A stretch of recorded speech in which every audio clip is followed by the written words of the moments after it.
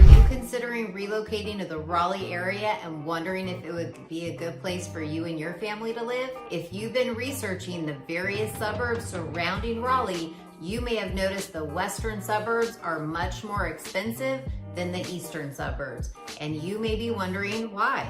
Today, I'll be discussing some of the reasons you can get a home on the east side of Raleigh for so much cheaper than the western side of Raleigh, and let you decide if the price is worth it. For the most part, properties on the east side of Raleigh are so much cheaper than the properties on the west side of Raleigh. Now, home prices for properties on the west side are approximately $150,000 to $200,000 more expensive than the average home price for properties on the east side. And it isn't like the towns here on the east side are any further away from Raleigh than the towns on the west side. Every town that we're going to talk about today is less than 30 minutes from downtown Raleigh. And we'll talk about why you can get a home for so much cheaper than Knightdale, Wendell, Zebulon, and Clayton than you can in Raleigh or in Cary, Apex, Holly Springs, and even Fuquay-Varina. It's just so much more expensive over on the west side, and we'll talk about what's happening on the east side that's going to change the prices of homes over here. Hey y'all, I'm Brandy Nemergut, a local realtor here in Raleigh. Let's go ahead and jump right on in. Now, the pricing disparities between the east side of Raleigh and the west side of Raleigh are not going to be based on their proximity to downtown Raleigh. It's based on their proximity to the Research Triangle Park, which is our largest employment center with over 375 companies employing over 65,000 people. Now, generally speaking, the closer a town is to the RTP, the more expensive its real estate prices are, but it's not all about the commute times. Outliers are going to be Morrisville, which is closer to the RTP than Cary, but the percentage of attached housings sold in Morrisville is a much larger percentage, at over 40% last year. And then we have Wake Forest, which actually isn't cheaper like the rest of the eastern suburbs. It'd take way too much time to cover these, along with these other towns that we're going to talk about today, so I'm going to save that for another video. I remember when my family and I first relocated here from Southern California, everyone was suggesting that we move to the western side, specifically Cary, Apex, or Holly Springs. The one town that was not mentioned much was Fuquay-Varina. If you asked anyone about Fuquay, they'd say it was super rural, out in the middle of nowhere with nothing to do, and people who wanted just to live inexpensively as far as housing and still stay within Wake County moved there. So of course, it didn't sound too exciting to my family and I, so we researched no further. Now, a fun fact, when we moved here in 2018, the Fuquay pricing was pretty similar to the eastern suburbs at a median price point of around $270,000. However, fast forward to 2021, pricing increased to $425,000, which pretty much brought it closer up to the western suburb prices. And today, going into early 2024, Fuquay is around $505,000. So in essence, Fuquay housing prices have seen around an 87% increase since we first moved here. Now, that is just crazy to me, and prices are holding here. In comparison, if we look at the eastern side of Raleigh, which has increased by about 52% in the same period of time. I get asked the question all the time, why the western side is so much more expensive than the eastern side. And I think it really comes down to one thing, which is location is king or queen, depending how you want to say it. For example, if you take a look at a few similarly distanced towns, say Fuquay versus Wendell, Knightdale, or Garner, these towns are roughly comparable distance to the RTP, give or take a few miles. So based on this, logically, you'd think that would increase the value about the same if just the RTP was the main driving force. However, if you take a look at amenities, which are so important to many people, Not only does Fuquay have two historic downtowns, if you look at neighboring towns of Fuquay-Varina, which are going to be Holly Springs and Apex, both towns have continued developing and adding commercial spaces, shopping, and restaurants. And from Fuquay, it's only about a 10-minute drive to Holly Springs, where there's not only the old downtown, but also the new Holly Springs Town Center, with the first phase that was completed in 2019, and the second phase will be completed this spring in 2024. So looking back, when we moved here in 2018, those shops and restaurants didn't even exist. And from Holly Springs, you drive up another 15 minutes and you're in downtown Apex, which has a happening downtown area full of shops and restaurants to enjoy. That's one of the things a lot of people living on the western side really enjoy, is being able to drive that short distance between 3 to 4 towns and have access to so many amenities to enjoy. And these towns have done an amazing job developing the greenways, the parks, the shopping, and restaurants. And Fuquay also shares one of the biggest Costco's around,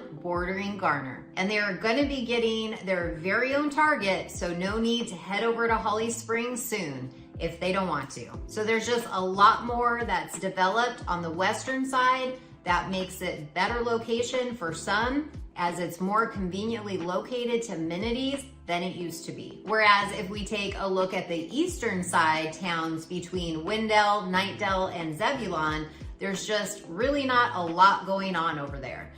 Each town does have a couple of parks. Wendell's main park is the community park, which has a rec center, tennis, dog park, and playground. And then we have Knightdale, which has Knightdale Station Park, which is a big draw for a lot of people to this town. It has nice walking trails, playground, dog park, sports fields, kids splash pad, and it also intertwines with a master plan community that even has its own private school, Thales Academy, which is where my daughter attends. And it's a great place because the tuition is low. It's less than $6,000 per year, and they even have aftercare and school clubs available, and they also offer scholarships. And switching on to Zebulon, Zebulon has a community park, a rec center, sports field, disc golf, playground, and tennis courts, and even offers fitness classes.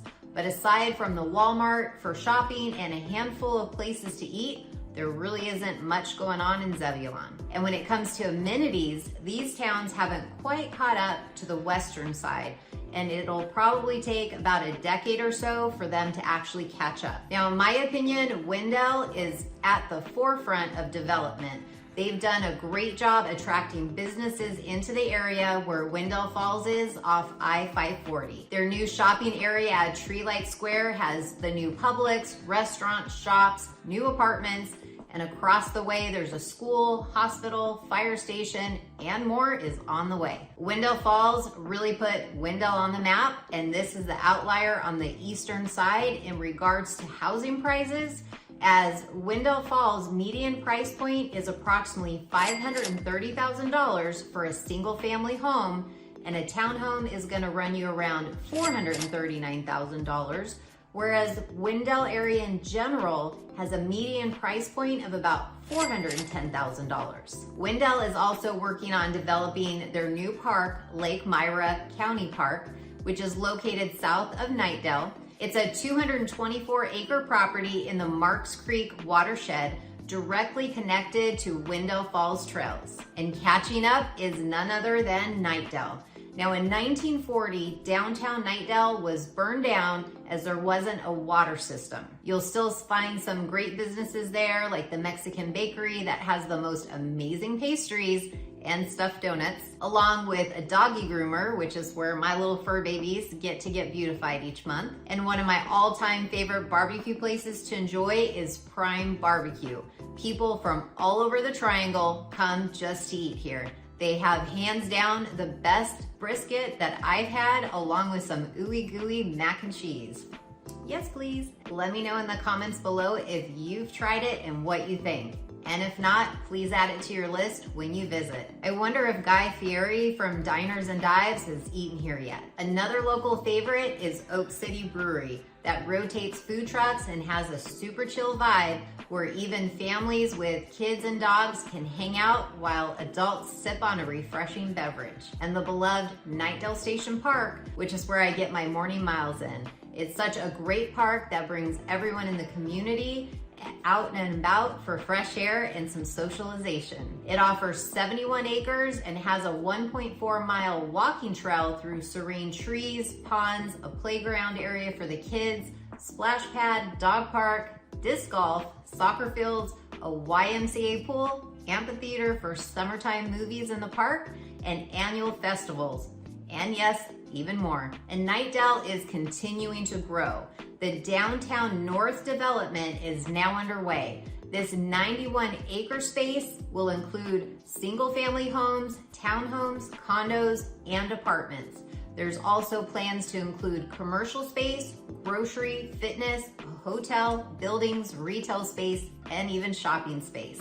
This will definitely give us new and improved, lively downtown that will compete with other surrounding suburbs. Then there's also Parkside at Westlake that will include apartments, townhomes, single-family homes, mixed-use commercial office space, shopping, greenways, and more. The town also has plans for a river district which spans 4 square miles that will improve walkability and connectability by filling greenway and sidewalk gaps.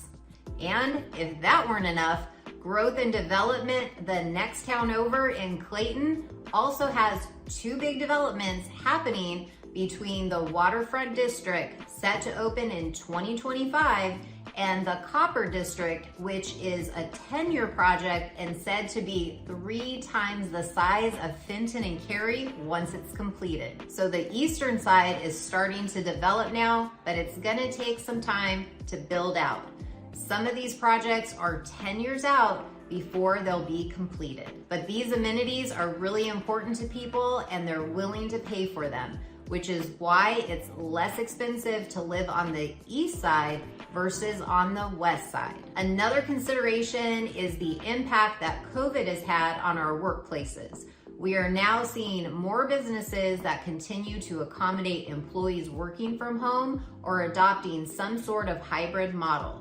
Not only have employees loved this option, but the companies are profitable and able to retain and continue to attract highly skilled talent no matter where they live. And there's a lot of new growth companies in the Triangle that are paying high salaries, which is going to continue to push the area's growth. People moving here often come from large cities where they're used to long commutes. So even though these Eastern Triangle towns don't have as much of the amenities as the western suburbs yet, they're growing now because compared to places like Orange County or Los Angeles County, like where we moved from, it seems really close to the amenities of downtown Raleigh and many of the surrounding towns.